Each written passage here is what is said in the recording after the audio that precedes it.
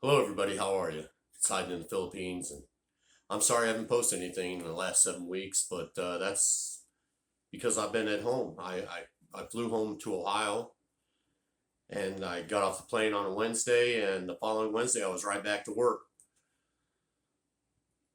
10-hour days, Saturdays, and I got to tell you, after not working for 4 months and doing absolutely nothing, I mean, little to no physical activity, it was hard on me. I came back, my job's physically demanding, and the stuff that I could, just took for granted before I couldn't physically do anymore, and I had to build up to it. And it took me almost 6 weeks before every time I bent over, I didn't groan.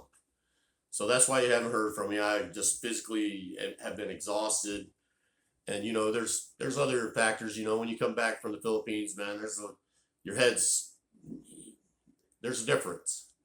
So okay, let's get down to it. First time I went to the Philippines, as you know, I got my fangs fixed. You know, and it was a great experience. So I went again to get some more work done, and this time with the full intention of meeting a woman, somebody to call my own, and I achieved that goal. I really did achieve that goal. I met somebody very special to me, a beautiful woman, and I have a video about it, how we met. I'll put in the link, below, and if you want to watch it, you can go ahead. It's a great story, a true story. It happened to me. I So that being said, I met her, and we started seeing. I started courting her. Basically, I was driving like an hour every day to go see her, and after a couple weeks, it was set up to where I'd go meet the parents. So you need to meet their parents. It's one of their things. If you don't get an invite to meet the parents, something's amiss, because they should want you to meet their family. They're family oriented, and if you're going to be part of the clan, you need to meet the family, see what you're getting into. And if they don't want you to meet the family, I hate to bring up the term red flag, but that's 100% a red flag. However, that was not the case here. I went and met the family. They scheduled it for a Sunday because nobody works on Sunday. That's God's day. Everybody got the day off. So I went and met the family: mother, father. Mother's a seamstress, father is a carpenter. Amongst that dude, he can do just about anything. He's amazing. Anyway, uh, so then they made a party out of it, So it was a Sunday event, and I went, and there was a lot of people there, and we sang karaoke, which got me some brownie points because I sing terribly, man. Here, you guys would boo me off the stage. There, they were just happy that a foreigner got up and sang some bad karaoke, and they thought I was great. Which thank you. So, and I was not good. I was not good. Anyway, so then I met the Titas. Now let me tell you what, when the Titas show up, something. It's something. They didn't show up in monks' robes or anything. But you felt their presence, and there they sat. And the next thing I know, I'm being inquisitized. They're giving me the business now. Asking all the hard questions. That nobody wants to ask, them squirmy questions. We've only been seeing each other for a couple weeks now, and they're asking about what are my intentions, marriage, want to know what my health condition is, man, a lot of personal questions that, you just don't normally answer after dating somebody for 2 weeks. But I made it through all that, and I got the approval. I got the thumbs up by the Titas. It was nerve wracking. I got to tell you, it's warm in the Philippines, but I was soaked to the bone when it was all said and done. My shirt was stuck to me, man.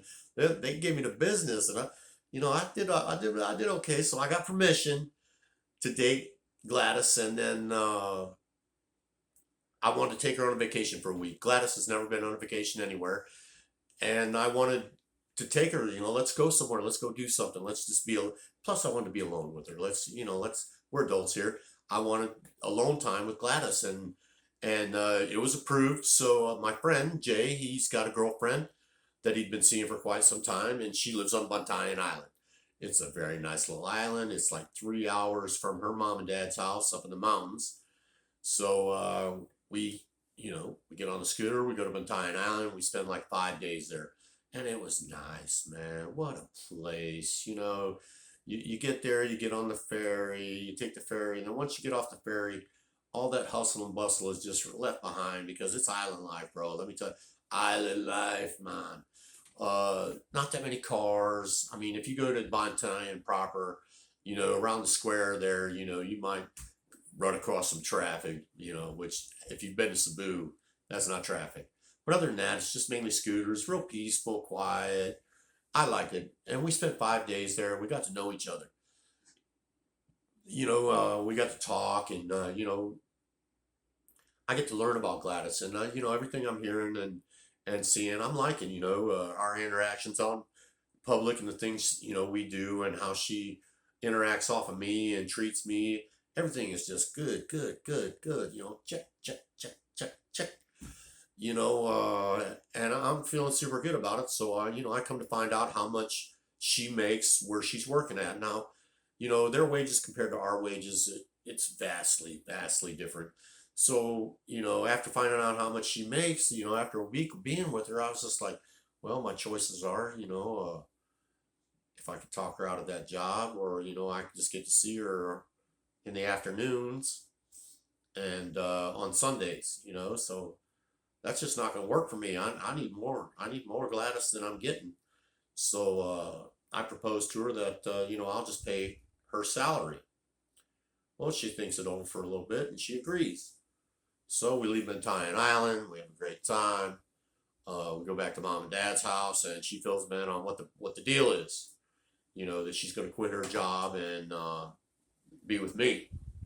Okay, well, we get the family's approval and which I was grateful for, because they could have flat out just said, no, you're not doing that. But I believe, because I wasn't messing with the money inflow. I wasn't just going to take her away, and the money that she pitches in at the house, just like everybody. If all the Filipino in the family, so you got to do something. If you ain't bringing money in, you're cleaning, you're doing something. So anyway, I didn't disrupt that flow, and so I stayed at her mom and dad's house. We're probably there about another week. I'm living up in the mountains. I'm living the province life. I have another video with that, my life in the province. It's basic living, man, but it's really nice. It's tranquil, and everybody is kind and nice. We're all working kind of together to make, day-to-day life happen. Well, after about 7 days, my buddy Jay calls me up and he goes, hey, bro, I found a place on the island, because we went home and they stayed. And he goes, it's a studio. You can get a studio apartment here, man. $300 a month plus electricity and water. I was like, really? I was like, shit. He goes, it's brand new. They just built it. Nobody's ever stayed in them. And, I talked to the guy and we rented one already. We got one and there's one in front of us. And I talked to the guy and you can get it. I was like, sign me up. I didn't even see the place. I was like, but it was good enough for this guy, brand new. How bad could it be on the island for that price? Boom, I'm in. 3 days later, I'm in Bantayan Island. I'm living on an island. How fantastical is that? From the cornfields of Ohio to living on an island. And that's where Gladys and I stayed, for the next 2 months. I was only supposed to be there a month, but I extended. I couldn't leave. I didn't want to part with this great life that I had found. But the best I could do was another month. So we stayed in Bantayan Island for another month, and I got to know Gladys. I got to know this person that I was going to give my heart to, and in the 2 months I got to find out if she was. I wanted to find out if she was a good girl. Now, what does a good girl mean to you, and what it means to me, are two different things. I lived a rock and roll lifestyle when I was younger, and I got all the stories and pictures to prove it. However, I know what a party girl looks like. You know what I mean? Somebody that lives for the nightlife and the next exciting thing. I don't want no part of that. Those days are over for me. I don't want a party girl. Gladys is not a party girl. She don't party.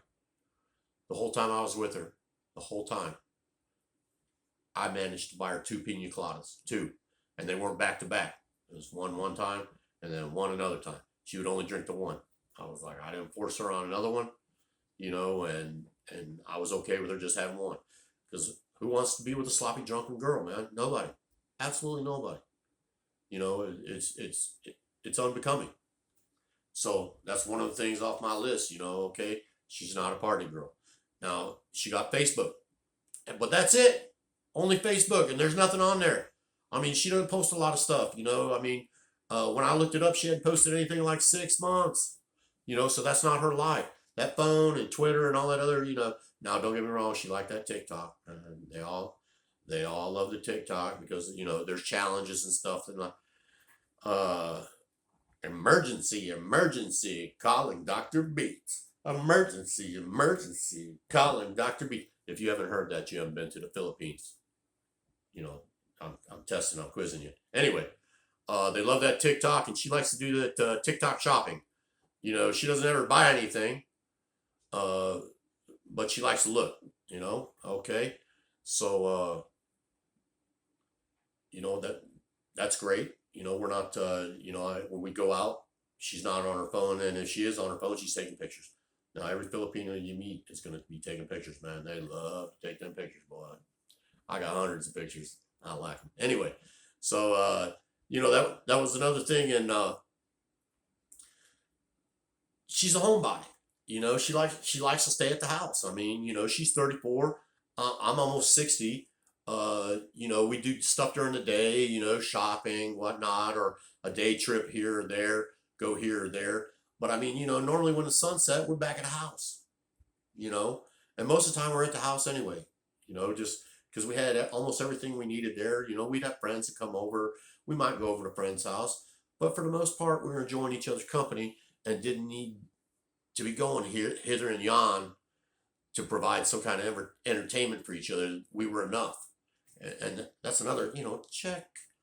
I don't, I'm enough entertainment, and, even in the quiet times when we weren't, every second of the day talking to each other, it was okay. I didn't feel obligated, like I wasn't, fulfilling my end of the relationship agreement by not, every second of, sometimes we just were chilling, and I like to chill. So did she. Now, one of the other things is, sometimes I'd have to go to town to go get something, right? Okay, so you go to town, you go get, and it's like 5 minutes away. Go to town, go get whatever it is I need. Now, when I'd open the door, I would feel a sense of comfort, that something warm was waiting on the other side. There wasn't something aggressive or nagging or, some kind of just badness waiting, where I regretted, and this was, man, I hate this. It was like when I'd open the door, like the warmth, you just feel warmth, like, so that was great. And I liked it, and I wanted that. I wanted comfort. I want a woman that gives me comfort and is a joy to come home to. I don't want to have to pull in the driveway and, put the thing up in the thing and then just sit there and hold the steering wheel for a minute, deciding whether you're going to run away or not.